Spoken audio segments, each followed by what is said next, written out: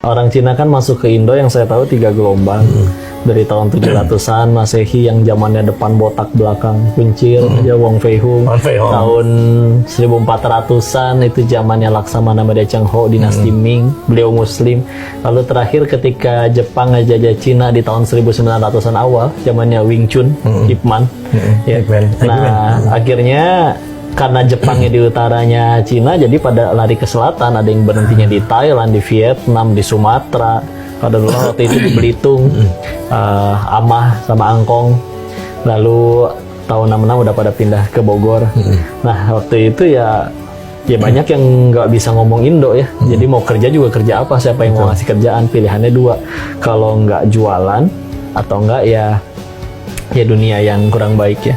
Dan akhirnya papi sih waktu itu sempat jualan juga sih bareng koko-kokonya, tapi akhirnya ke dunia perjudian. Sampai akhirnya punya kasino di Bogor.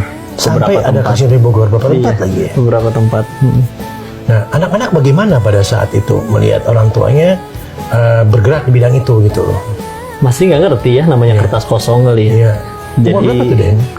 Udah ada, papi mah ngelutin bidang itu dari sebelum lahir juga udah ngerti kayak gituan. Tapi ketika ya tumbuh besar ya berhenti banget kan sebetulnya 2004-an tuh semenjak ganti Kapolri. Sedangkan 2004 aja saya masih SD. Jadi ya taunya memang papi banyak duit, uang banyak. Tapi ya mungkin karena uangnya seperti itu ya. Jadi kadang sama mami ya agak panas, namanya bertengkar terus. Tapi alhamdulillah sekarang utuh, alhamdulillah, saling mencintai, menyayangi. Berarti terjerumus ke perjudian itu memang karena pilihan ya pada awalnya ya. Pilihan sih. Iya kan, pilihannya pada awalnya kan. Karena tadi masih ngapain kan. Tapi kemudian sempat ada kejadian yang dimana semuanya jatuh gitu loh. Iya, jatuh hancur.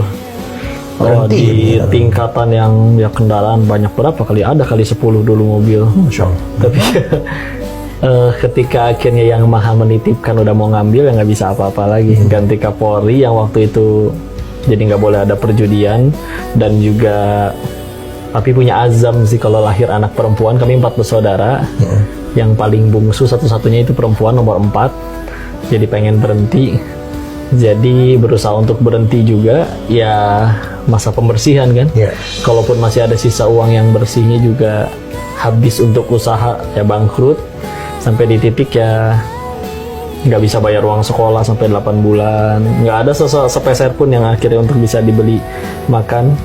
Dan izin dengan cerita seperti ini bukan mendiskreditkan kedua orang tua sebagai orang tua yang tidak baik. Mereka dua anugerah terbaik dari Allah. Semoga diri ini bisa jadi pahala jariah bagi beliau.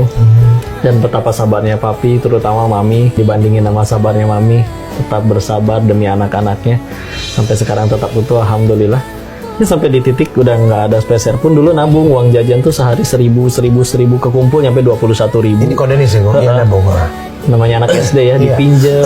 Bahasanya minjem, boleh pinjem nggak buat ini, buat beli beras, yuk kita makan sama-sama. Nyampe di tingkatan itu. Yang tadinya kayak bandar judi ya papi, gayanya kalung emas ujungnya kayak ada cakar kuku macan katanya. Perlu ente lah ya. Bayangin papi ya kayak bayangin film Andi Lau zaman dulu. Kayak gitu. Ya, soalnya kadang diledekin sama mami juga kayak Jackie Chan atau gimana. Tapi ya selepas dari situ udah itu di titik sampai ya kami lapar pernah, kesulitan pernah.